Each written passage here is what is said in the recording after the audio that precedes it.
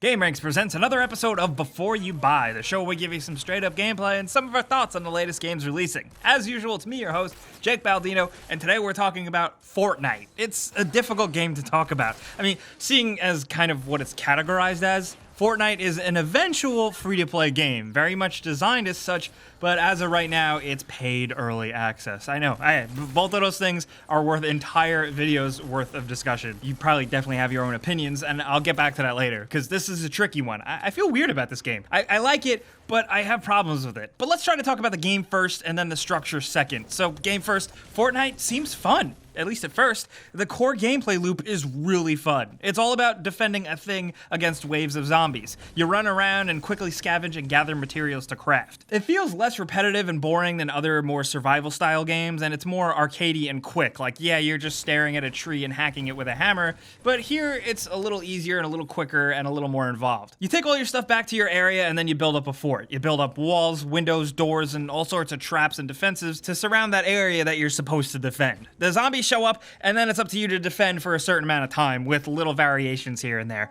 Whether your traps are good enough, and usually early on they're not, you gotta jump into the combat with some simple melee and third-person shooting. While the combat, though, is really, really simple, you know, some characters have some ults and some support abilities, but that's really it.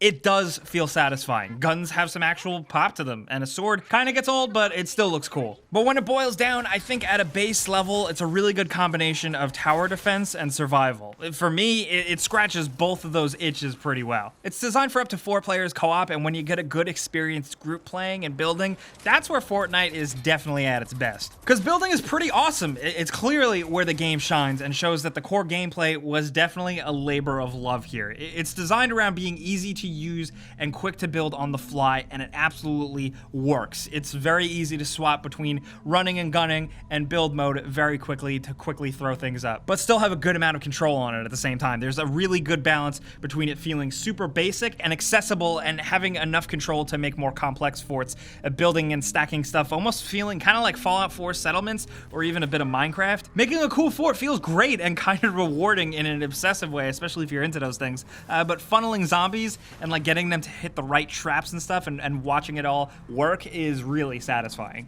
As I go deeper though, things change. Fortnite's structure is not quite what you'd expect. Fortnite is actually mission-based, kind of. It's all essentially one big grind. You know, you progress through a map with levels of increasing rank and difficulty, and it's within this whole interface that you bounce around, replay older levels, grind through, and maybe play again through a level with a friend, and then micromanage all your in-game items and crafting and stuff. But then there's also certain missions that bring you back to your persistent home base fort that you can keep building upon. There's a lot going on here, and it's dense and obtuse. There's a bit of a learning curve and a long tutorial early play feel that just kind of takes so long just because there's so much to explain. There's a lot of systems here, so let me take a deep breath. First, there's hero and character progression. Pretty standard stuff. You earn and unlock playable heroes. You know, you can draw different ones with random rankings and values and just kind of the luck of the draw, and you get to spend earned things to level them up and increase their attack, their health, and all that stuff. Then there's also a skill tree, which works more as a general overall skill tree, not just locked to a hero, that earns you new ways to tackle all sorts of things like slots for your meta base, as well as just standard upgrades like health or shields or attack power. Then there's weapons and a whole system within that. You can earn these schematics that allow you to craft new weapon types,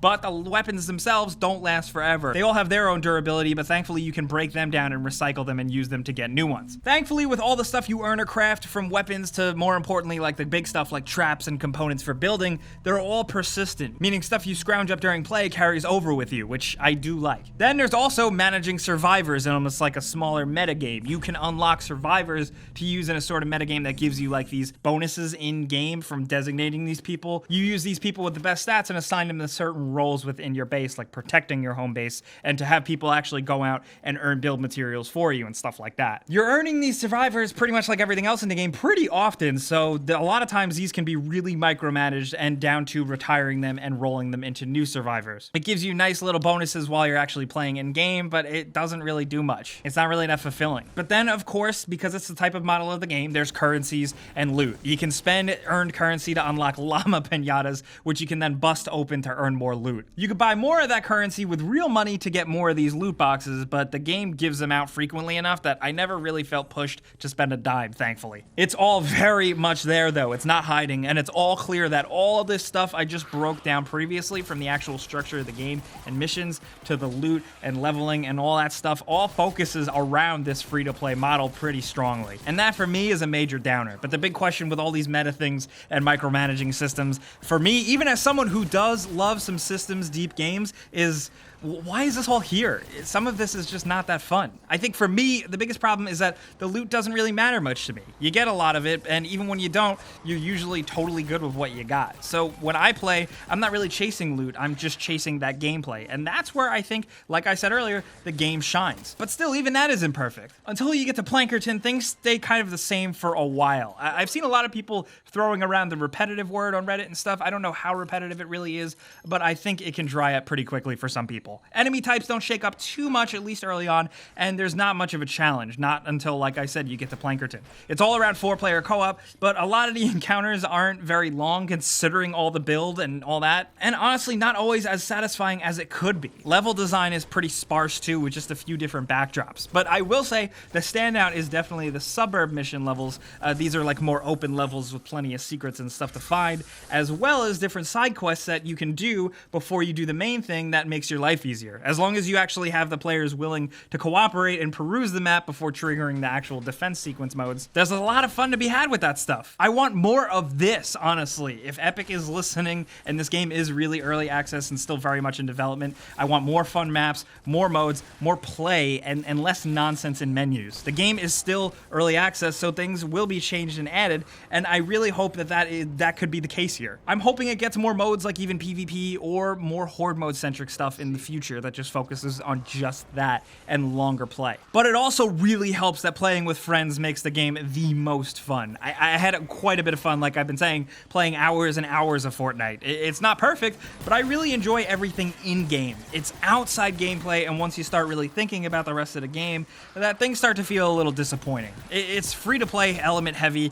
and being that it's paid early access right now, that itself is already a hard enough sell as it is, let alone having microtransactions and an entire game built around it. It will eventually be free to play, but paying for it right now is something you need to think long and hard about. I know a lot of people won't bother until it's free, and that's a logical decision. I think there's a lot of fun stuff to be had, but also a lot of obtuse stuff to get annoyed at. Personally, I can ignore it and still hop in with a party and have a great time with friends, but I know that might not be the case for everyone. But that's Fortnite. It's promising, it's fun, but it's far from perfect. I broke down how it works, some pros, some cons, and some personal opinion thrown in there, but now I absolutely want to hear yours because I can't stop thinking about this game for some reason. Like, it took me so long to get my thoughts down here because I did find myself kind of sucked into it, I will admit. But I do want to know what you're thinking, whether you've been playing since the alpha, maybe if you've been one of those hardcore community guys, because this game does have a nice little community, or maybe you're just someone on the outside and you bought in, or you're just looking at YouTube videos. I want to know what you're thinking. I want to know everyone's perspective here. So let's talk down in the comments. If you got some questions for me, I'll be down there talking as much as I possibly can, but you know where to find me. I'm always on Twitter, Facebook, and Instagram at Jake Baldino as well. Thank you guys so much for coming around though. Clicking the like button helps us out and lets us know that you want to see more before you buy videos, but if you are new, you should subscribe because we do this stuff all the time. But as always, thanks for watching, and we'll see you guys next time.